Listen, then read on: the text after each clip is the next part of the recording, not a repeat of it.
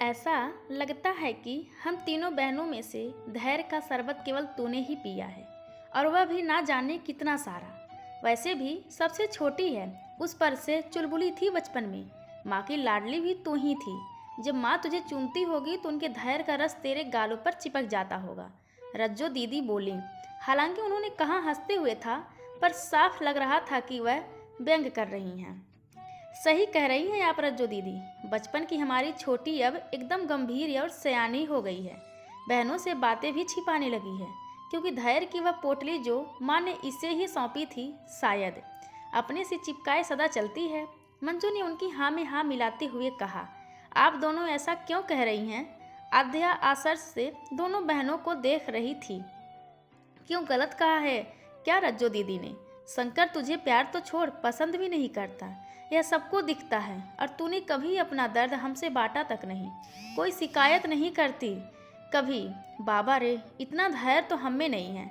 माँ ने सिखाया था कि सहन करने की शक्ति होनी चाहिए, पर गलत बात पर भी चुप रहना तो नहीं सिखाया था। शंकर से क्यों नहीं करती कोई सवाल? अपने सास ससुर से ही पूछ, जिन्होंने खुद आकर तेरा रिश्ता मांगा था पापा से। वही बताएं कि जब उनके बेटे की मर्जी नहीं थी तो क्यों किया यह विवाह। पापा होते तो तुझे एक दिन भी नहीं रहने देते उस घर में। रज्जो दीदी की आंखें नम थी और गला भर आया था। हमारी सुने तो क्या हम नहीं मदद करेंगे इसकी? लेकिन यही चुपचाप सब सहना चाहती है, तो हम कर ही क्या सकते हैं? मंजू दीदी ने आध्या के कंधे को झिझोड़ते हुए कहा, आज के ज़माने में कौन बर्दाश्त करता है पति का इतना? पति पत्नी हैं, केवल इसीलिए साथ रहना और अपनी अपनी जिम्मेदारियां निभाते जाना ही तो काफ़ी नहीं है।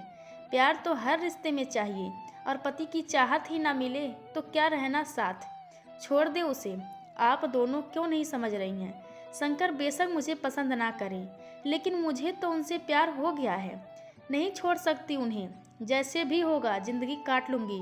देख लेना, आप दोनों एक दिन उन्हें अपना बनाकर ही रहूंगी। आध्या ने कहा, करती रहे कोशिश, तेरा धैर्य तुझे मुबारक। लेकिन कभी ज़रूरत हो हमारी तो हिचकना मत। तेरे दोनों जीजा शंकर को सबक सिखा देंगे। हम सब तेरे साथ हैं। कितने दिनों बाद आज तीनों बहनों ने लंच का प्रोग्राम बनाया था। डोसा इडली खाने की शौकीन बहनें अपने पसंदीदा रेस्टोरेंट में मिली थीं। सांभर व नारियल की चटनी के साथ डोसा खाते हुए आध्या के जीवन का दोनों बहनें आकलन भी करती रहीं। स्वाद बेमजा हो गया था उसका, लेकिन सदा की तरह चुपचाप सुनती रही थी वह। विरोध करना तो उसे कभी नहीं आया, बल्कि चीज़ों को सुलझाने के तरीकों पर हमेशा विचार करती है। सबक सिखा देंगे। आध्या को तकलीफ होती है ऐसी बातों को सुनकर। किसी को सबक सिखाना या अपमान करना उसे बदला लेने का आसान तरीका लगता है, लेकिन उसे शंकर से बदला नहीं लेना है। हाँ, बदलना जरूर है। नहीं, उसकी आदतों को नहीं, केवल आध्या के प्रति उसके नज़रिए को। शादी हुए 7 महीने हो गए हैं। साथ रहते रहते संवादों का जो सिलसिला होता है, वह नापसंदगी को पसंद में बदल ही देता है। खासकर अगर सामने वाला ना कभी विरोध जताए, ना शिकायत करे। शंकर पहले की तरह रूखा व्यवहार अब नहीं करता है। उसके साथ सहजता बनाए रखने का भी प्रयत्न करता है। उसे जितना समय चाहिए वह देगी, कोई जल्दी नहीं है आध्या को। यही तो उसका धैर्य काम आता है। फिर सास ससुर भी तो उसके साथ हैं, चाहे ग्लानि की वजह से या वास्तव में वे उसे बेटी मानते हैं। आध्या जानती है और समझती भी है कि शंकर कितना लड़ रहा होगा अपने आप से। एक तरफ प्यार को खो देने का दर्द, दूसरी तरफ आध्या को प्यार ना देने पाने का अपराध बोध। हालांकि उसने कभी भी बुरा सलूक नहीं किया आध्या के साथ, ना ही गलत बोला। खुशी खुशी सारे दायित्व निभाता है। उसको किसी तरह से तकलीफ ना पहुँचे इस बात का ध्यान रखता है, लेकिन प्यार का एहसास नहीं रखता। दोष नहीं देना चाहती वह शंकर को। वह किसी और से प्यार करता है, और प्यार किसी से ज़बरदस्ती नहीं किया जाता। आध्या को विश्वास है कि एक दिन शंकर को उससे प्यार हो ही जाएगा। इसीलिए बिना उलाहना दिए पत्नी और बहू के कर्तव्य निभाती है। शंकर भी सब समझता है। सही तो नहीं कर रहा वह आध्या के साथ, उसका बहुत ख्याल रखती है, उसकी खुशी की खातिर कुछ भी कर सकती है। ऐसा जीवन साथी पाकर उसे अपने भाग्य को सराहना चाहिए, और झूठ नहीं कहेगा। सबके सामने बेशक वह उसकी तारीफ नहीं करता, पर जब अपने मन को टटोलता है तो आध्या में चाह कर भी वह कोई कमी नहीं ढूंढ पाता है। उसकी बेरुखी के बावजूद पत्नी के हक को लेकर कभी ताना नहीं दिया। न जाने कितना धैर्य है उसमें। धीरे धीरे शंकर को महसूस हो रहा है कि आध्या उसे अच्छा लगने लगी है और उसके मन की देहरी पर आहिस्ता आहिस्ता कदम रख रही है। वह जब उसके आसपास होती है तो उसे अच्छा लगता है। उसकी आंखों से झलकते प्यार को कई बार अंजूरी में भरने का दिल भी किया है। कभी उसे चूमने की चाह भी दिल में किसी चकवे की पुकार की तरह उठी भी है, जो अपने प्रिय को ढूंढ रही होती है। लेकिन तब एक हिचक उसे आध्या के पास जाने से रोक लेती है, जबकि आध्या उसके आसपास बहुत सहजता से बनी रहती है। शंकर उससे प्यार नहीं करता, इस बात के बावजूद वह उसके करीब आने से झिझकती नहीं है। कभी उसकी शर्ट का टूटा बटन जब वह लगाती है तो उसकी सांसें शंकर तो बेसुध करने लगती है। वह चाहने लगा है उसे बाहों में भरना, पर रुक जाता है। बिना प्यार के उसे चूमना उसे धोखा देना नहीं होगा क्या?